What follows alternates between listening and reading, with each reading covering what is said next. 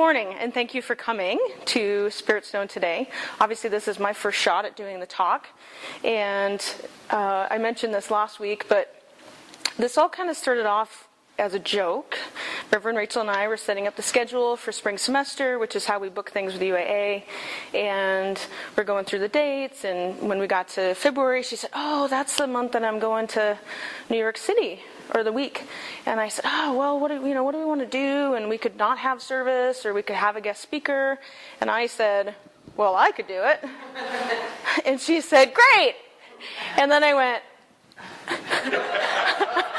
I was just kidding. I was just kidding. Here I am. That's right. So we spent some time talking about what I would talk about and what's important to me and things that I've come across in my life that have meant a lot to me. And this book that we're going to talk about today, called The Fred Factor, was one of those items, and I wanted to share that with you. So that's going to be the premise of what we're talking about. And I find, like a lot of people, we can be completely changed forever by reading a book. Sometimes this comes from fiction, sometimes this comes from nonfiction. For me, the first time that I really had this experience, at least nonfiction-wise, was a book that I read called Feel the Fear and Do It Anyway by Dr. Susan Jeffers. I believe it was written in the early 90s. I got my hands on it in the late 90s. And the premise of that is, how do you find the bravery to make a change when it's so scary? Is it better to sit in the known and be unhappy, or to actually go through and make that change? This showed up on Facebook a while ago, and it just made me laugh. Courage! Do one brave thing today and then run like hell!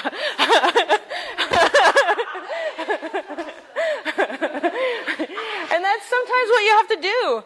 You know, it's, I've done what's it called? When you go on the ropes, you're in the harness and you're on the ropes. Zip line, thank you. So I've done a zip line in Hawaii, and this was went there, I think it was my 35th birthday. I went there and I thought, I'm going to do something that scares the crap out of me. Let me jump off of something really tall and just hang onto a rope. So I did. And the very first one was this little practice one where it was about like this, where you just kind of stepped down and then the rope caught you and then you walked up the stairs on the other side, and I was like, oh, I got it. And then we got to the actual first one, which was climb up a ladder, get to the top of this platform that was probably 12 feet in the air, and then jump over a canyon. So it's interesting because I had complete trust in the gear. I didn't feel like the harness was going to break. I completely trusted the rope, all the gizmos and all the crap that gets put on there. And yet, I still couldn't do that. I stood there like this. Okay, I got it now. This time, totally going to do it. Ready? Here I go. Nope. So that was about the time I turned to the gentleman who was our guide, and I said, "So can I just sit down and then you like push me? Because I don't think I'm actually ever going to jump off of that." And this one was steep enough where I could actually do that. And so sure enough, I plopped down in the harness, picked up my feet, and sat like this, and he gave me a little shove, and it was awesome. You know, that after that initial push, literally, I had a blast. There was 10 more different ones that it's just that first step in getting over that. And sometimes that's all it's about, is feeling that fear, recognizing the fear, and just going for it. And that's a lot of what that book taught me. When this book first came into my life, was when my first marriage fell apart. And I was 21 years old when I met this woman. And it was my first open relationship with a woman, which is a really big deal. And I was 21. I was pretty young. It's amazing to me that it was still that long ago. And 4 years later, it was a mess. I was a mess. We were a mess. And I'm so blessed that 21 years later, that woman is still sitting right here supporting me. And it's amazing. I mean, this is phenomenal experience. And when in the midst of that mess, you think, how am I going to get through this? How am I going to get past this? This is scary. I was 25 years old. We'd moved to Anchorage. I didn't really know anybody in Anchorage.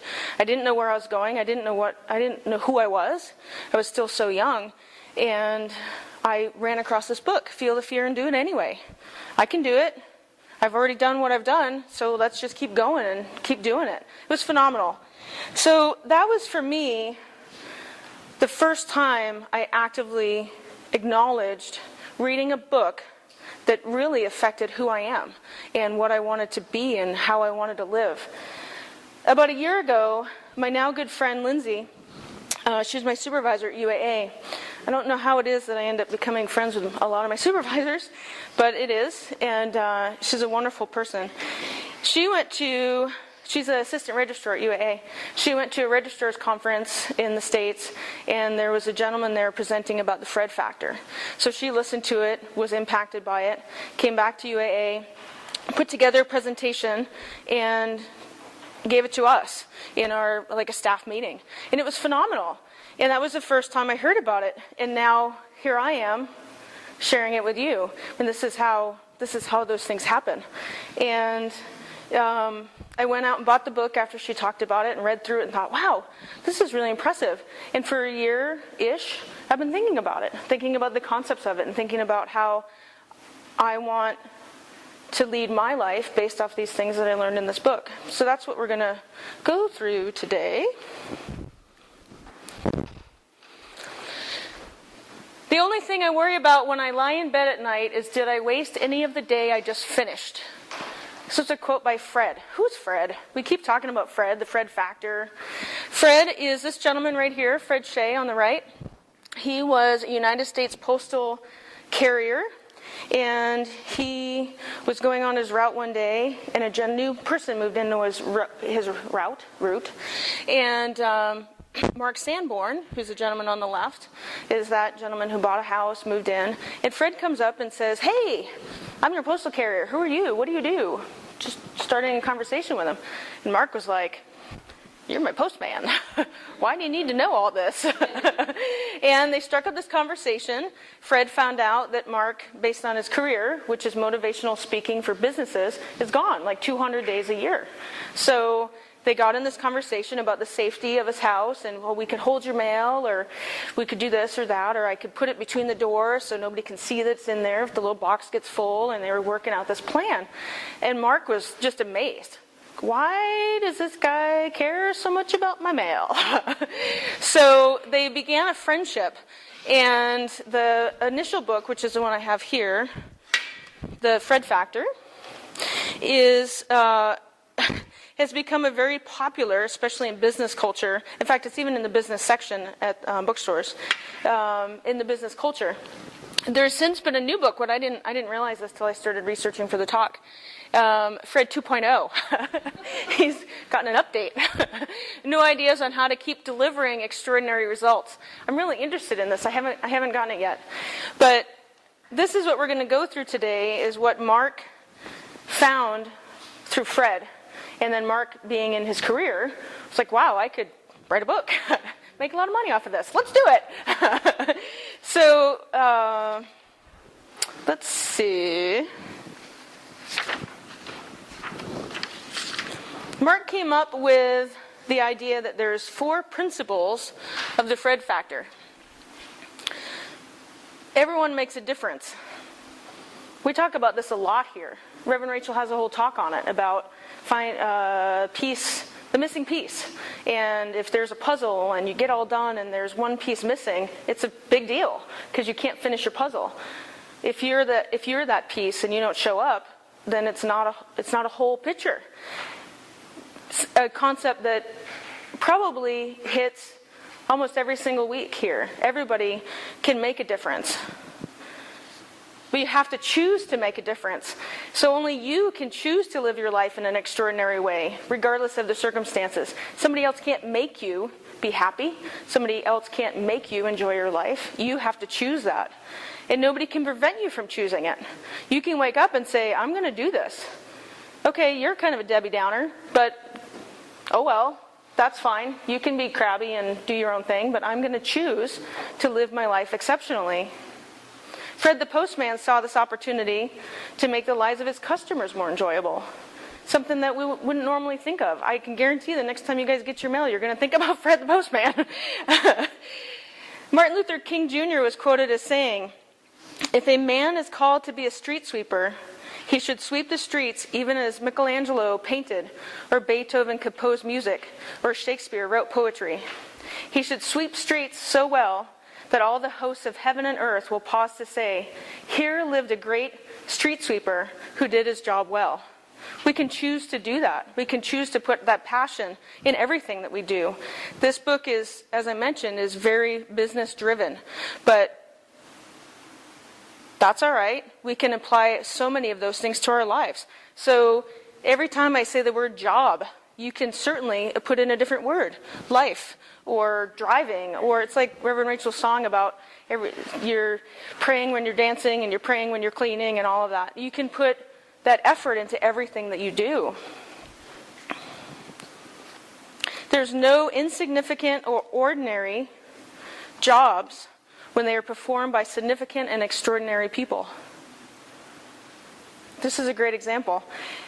There are no insignificant or ordinary lives when they are lived by significant and extraordinary people. I love that. Such a simple concept, but do we stop and think about it? Not most days. Most days we just keep plowing along. If you do your best, independent of support, acknowledgement, or reward of others, is the key determinant to a fulfilling life. We're going to talk more about that later because I think that that's really important. Second principle, success is built on relationships. Fred took the time to get to know Mark and understand his needs. He then used that information to provide exceptional service. Recognizing that we're all humans and we all experience our own lives in our own way, and acknowledging that leads to relationship forming. I mean, what really is a relationship? It's a connection that we see with each other. So that can be something like Cindy and I have known each other since 1993-ish. Or it can be somebody that I just met last month. Or it can be the lady making coffee for me. It doesn't need to be this big, huge, I'm going to make your day happy. It can be as simple as, hey, have a great day. I was in, it must have been 2010 or 11. I met some friends when I was living in California. Reverend Rachel and I flew down to Disneyland and met some friends. And we got the rental car from the airport, and we were driving, trying to get out of the airport. And we got out to the gate, and we had to show this guy our slip, and yes, we really rented it, and my name's on the thing, blah, blah, blah. And we asked him, how are you? And he said, living the dream. And I thought, right on, man. You're my parking lot attendant. That's awesome. And granted, he may have, mind you, been thinking, yep, living the dream. But nonetheless, how I heard it was, I'm living the dream. Man, he's got a job. He lives in a beautiful place. He really is, because he can choose to be that way, even though, to us, it's this 5-second interaction. 4 years later, I'm still thinking about this guy. Living the dream. Principle number 3. You must continually create value for others, and it doesn't have to cost a penny. Fred only had his uniform and his postal bag. He wasn't armed with a supply of items to create value between him and his customers. He only had his heart and his passion. He did this with no cost, no monetary cost. This is something that I really enjoy thinking about. A lot of us, especially in this culture, in my opinion, we give. Let me give you something to show you that I love you. Let me give you something. And, oh, shoot, it's somebody's birthday, and I'd love to get them a Beartooth gift card, but I'm kind of tight on money right now. Oh, maybe I shouldn't go to their party because I can't get them a gift. Or you could just go and give them a hug. If you ever invite me to your birthday parties, I'll likely come without a gift. Just letting you know. Maybe a card, but not always a gift, because that's not what it's about. It's about your presence. It's about being there. It's about that relationship that you have with that person, not what you bring them. I also find this interesting because I don't think any of you will be surprised by this. I give, and I give, and I give, and I give, and I give, and then I lay down. Take a little nap, and then I wake up, and then I give some more. And it is something that I have been challenged with about not giving too much, because I can completely deplete myself and then end up with nothing for myself. So there's a balance in this, and it's something I'm learning every day. It happens at work. Being a manager is exhausting. I have anywhere between 5 and 10 people that I supervise, and sometimes, depending on the season, and depending on the day of the week, it can be exhausting. I have lab meetings on Monday mornings. By Monday afternoon, I just want to curl up. So where's that? I can give to them, but you also need to be considerate of your own needs, and does it give back to you? Now, in my situation at work, I can give to my staff, and when I see them do a great job, oh man, it was totally worth it. You know, we talk about something in our lab meeting, and then it happens in the lab. It's fantastic. So that cycle, that reward cycle, is what keeps us doing it. And it's an important aspect of giving that value to others. It may not be, some people enjoy gifts, I'll give you that. But quality time and attention could be more important in that person than anything you could actually give them. A lot of holidays are based off of gifts and giving. And maybe it's really about just sitting around and having a great conversation. Or, God forbid, we play like a board game and have fun. Don't ever play board games with Reverend Rachel. She's very competitive. Gets ugly fast. I've still got scars.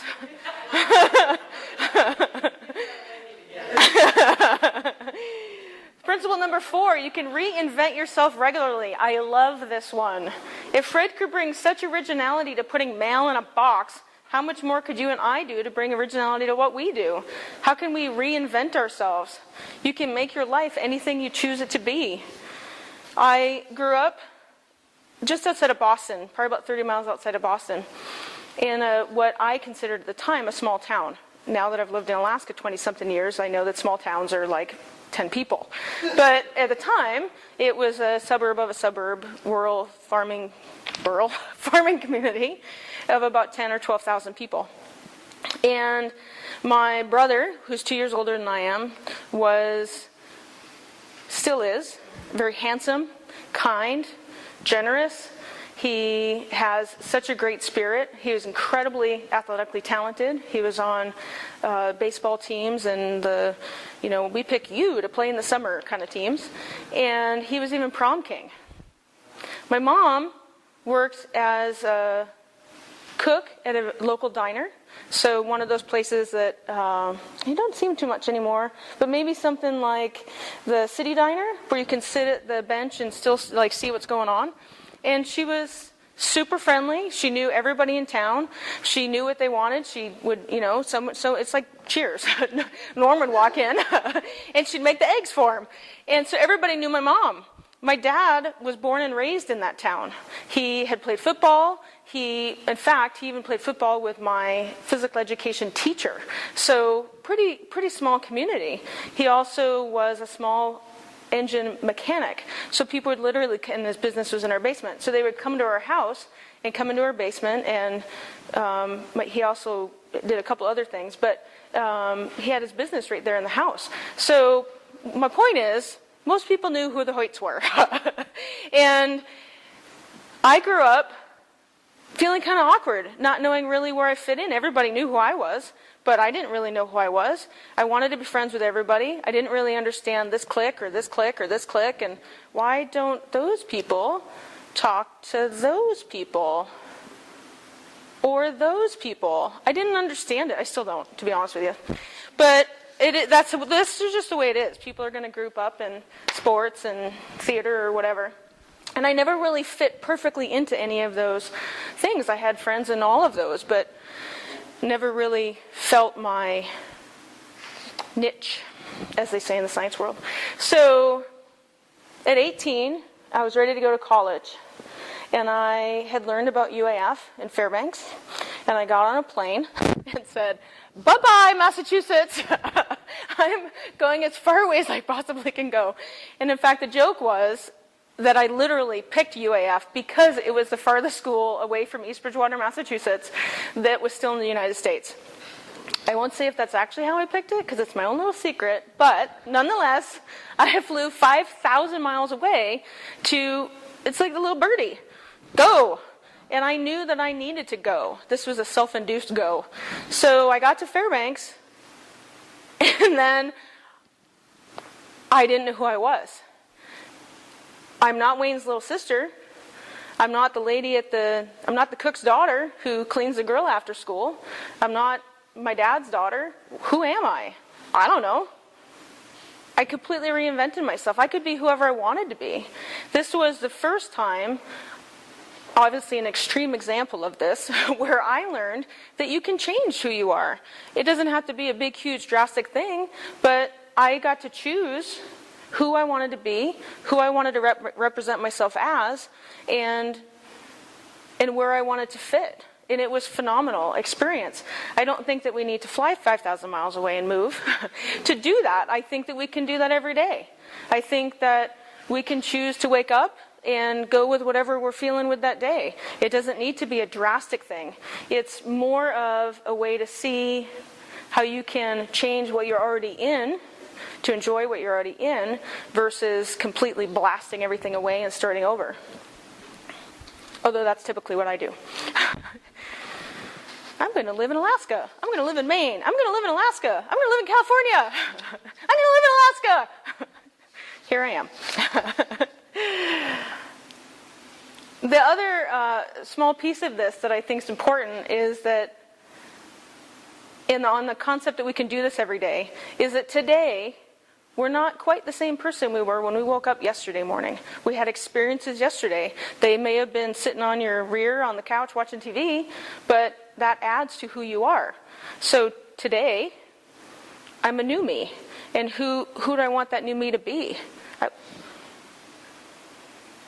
It's important. So how do we become a Fred? First off, you need to see that this is kind of a cool way to live.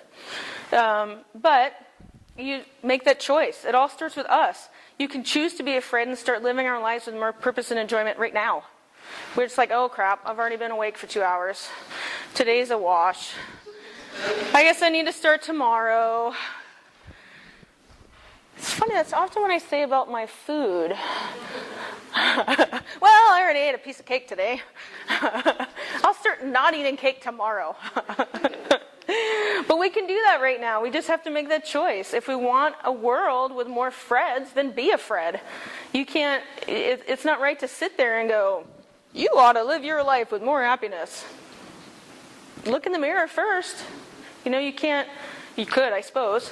But it's not healthy to go out and just compare what everybody else is doing. Take a look in the mirror and see what you're doing, what your impact is on this world. We all have a passion for significance. Everybody wants to count. Convert your life into one that you love, not necessarily even by getting a new one, but learning to do what you have differently. This goes back to what I talked about earlier, about everybody wants to be seen, everybody wants to make a difference. You can choose to be that person that makes a difference. I think number 2 might be my favorite. Do the right thing for the right reason. I came in this morning and there was a can of Red Bull, an empty can of Red Bull sitting where Brother Don sits. And I picked it up and I thought, I don't know where the trash can is. Maybe I could just hide it back here.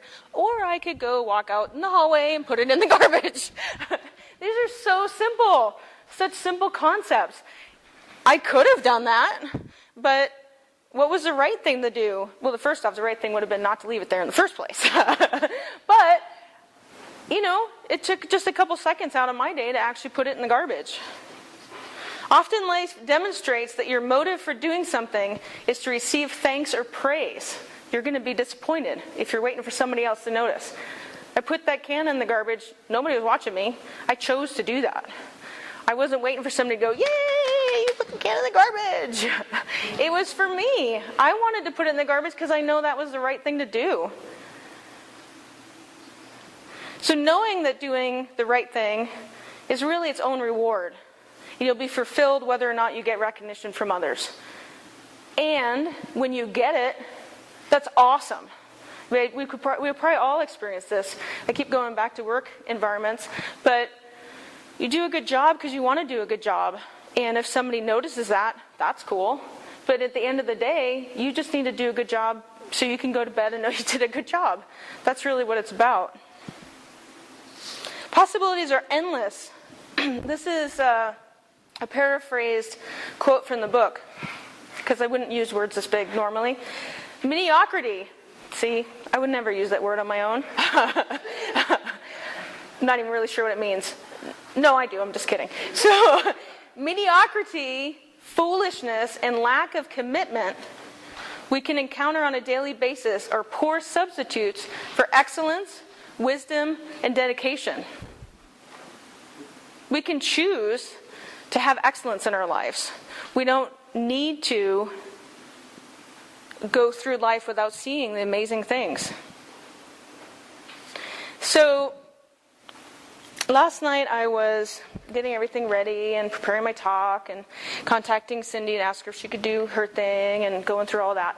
And at one point I thought, what am I going to wear tomorrow? This is something I normally don't even think about.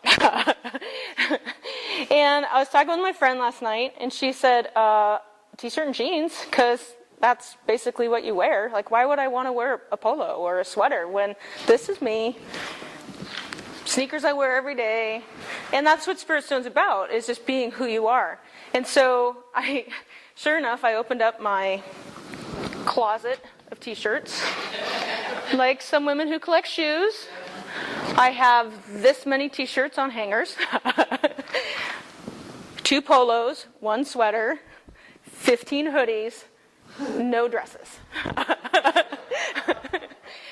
All in color-coded sequins.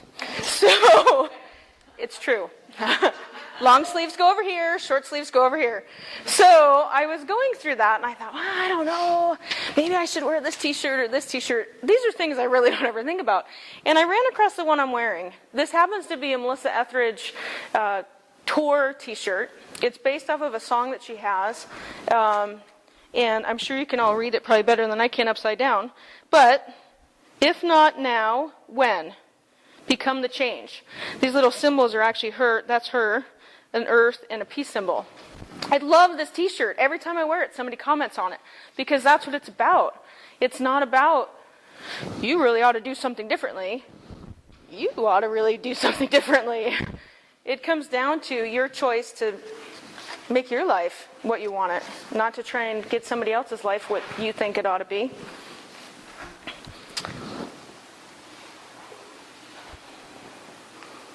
There's a lot of fables or stories about how one person or one thing can affect and continue that effect. The ripple in the pond, the butterfly beating its wings, those sorts of concepts.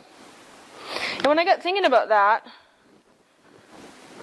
I did a little research because I was curious. Does anybody know how many people are in the United States?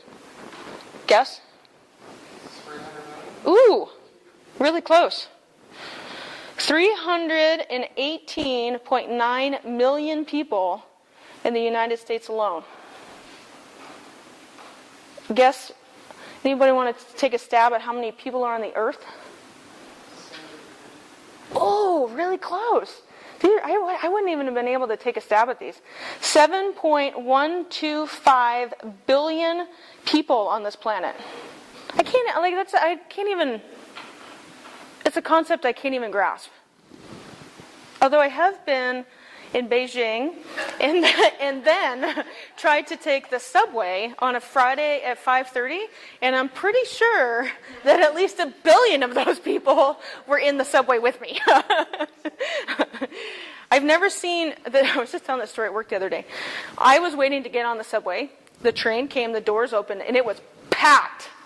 Packed like I've never seen packed. I've been to New York City, I've been to Boston, I've been to DC. I've never seen packed like this. And there was one other person on the platform who chose to get on the train. I obviously didn't choose to get on the train. The door's shut.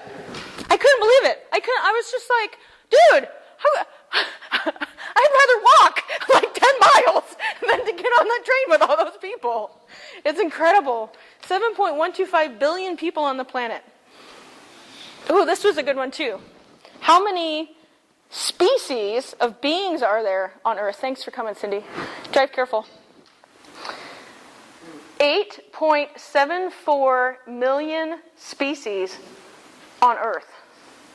Dogs, cats, frogs, bees, you name it.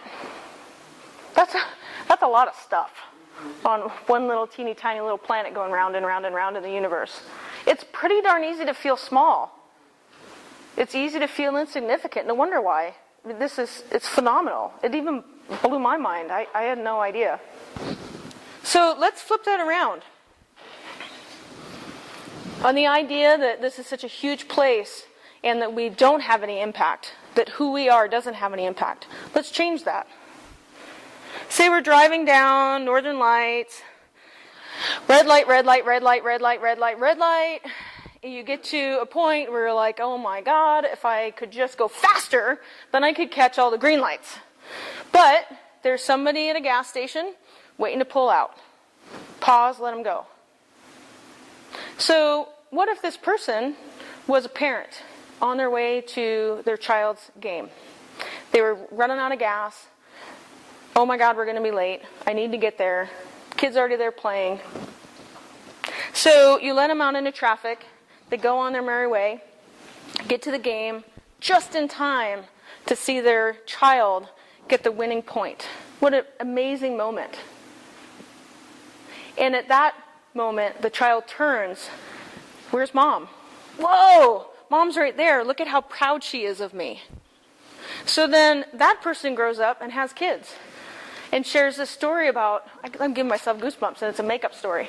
Even fiction stories give me goosebumps. So, and as do the Olympics, just saying. So now that person has their own children and shares this story of, wow, when I was 13 and I was this really important game and I was pouring my heart into it and this thing happened and I turned and saw the look on my mom's face. So now me letting this person out into traffic when I was already irritated has now rippled to somebody's grandchild hearing this really cool story about what they saw in their parents' eyes. That's phenomenal. That's a makeup story. I just made that up. So how could it be? I mean, this is going to happen. It's that simple.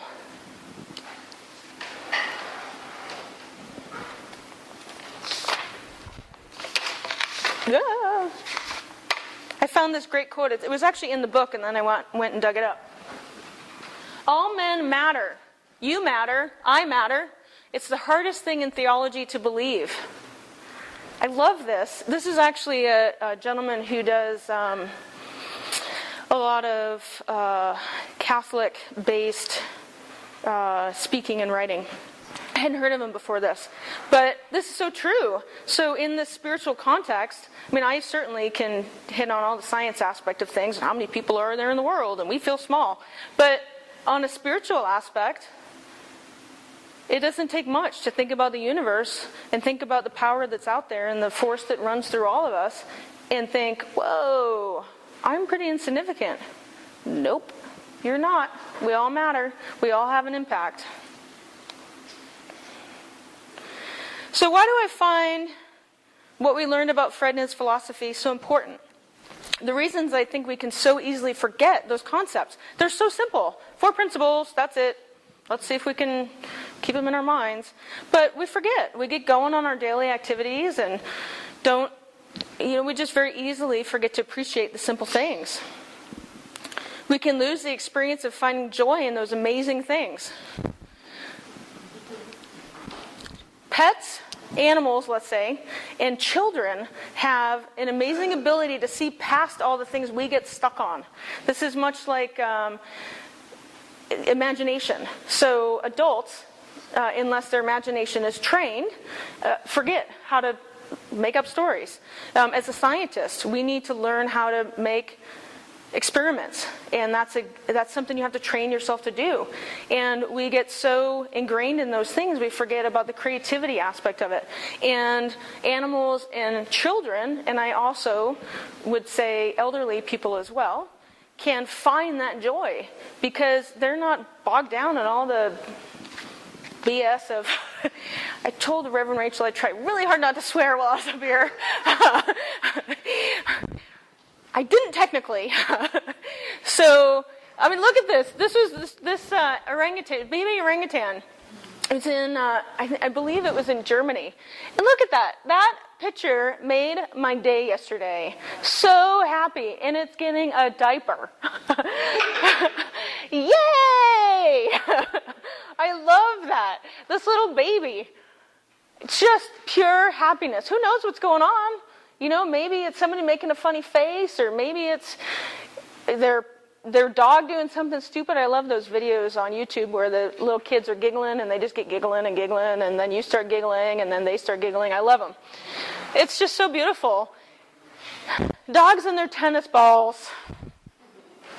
Not all dogs love their tennis balls, but most of them do.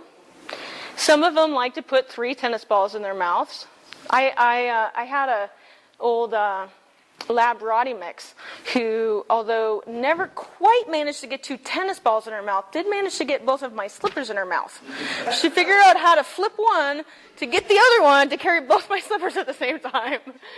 But that's like pure happiness right there. That dog, it probably has 20 tennis balls in its house, but oh my God, look at that tennis ball. It just rolled through a mud puddle. This is the best tennis ball ever. They love it. It doesn't matter. You could keep the tennis ball away for 6 months and pull it out. Whoa! It's a tennis ball! This is actually my cat, who's named Gelato. I got her shortly after I went to Italy, and it was one of my goals to get gelato at every stand that I could possibly find. A, I really like ice cream. And B, it was just a fun thing. Like, oh, I'll get caramel at this one and chocolate chip at this one. So I got back and I named my cat after Italian ice cream. That tells you how much of a foodie I am right there. But she does this almost every single morning. I've never seen a cat do this. She throws herself down. She's about 15 pounds. Throws herself down, gets on her back, and stretches. And if I reach down and rub her tummy, her toes do this. Ah! I love it. It's such a simple thing. And it's just, 10 seconds of just pure joy of getting that stretch. I love it. It makes me so happy every time I see her do it.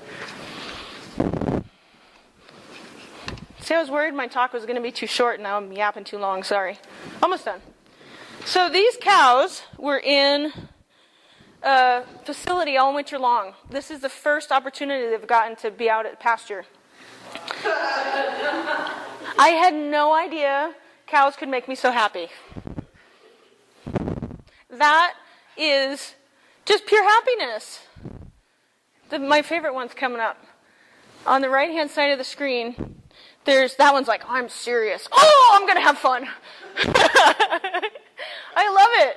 I've watched this like 20 times. Every time I watch it, it makes me happy. Those are the moments that are there all the time. We don't have to go looking for them. They're everywhere. They can be when you guys leave. There can be some amazing thing that happens when you walk out the door. It's always there. You just have to be able to see it and take the moment to appreciate it. I really believe that we can make a difference. We can choose our actions and our reactions, just as important as our actions. Our reactions, very important. We can choose to live life to its fullest.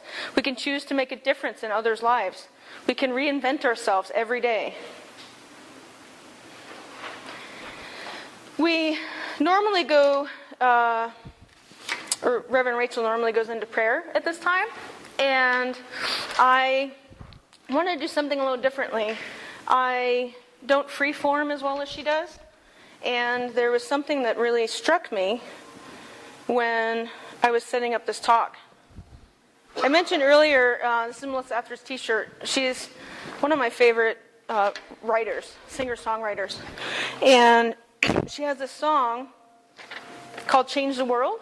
So instead of doing a prayer like Reverend Rachel does, I'm actually going to read you the lyrics of this song and then go into silent introspection and give you guys time to bring down your stones. I do not believe that my life is accidental. There is no such thing in my world as coincidental. I have the power. Heaven knows I've got the soul.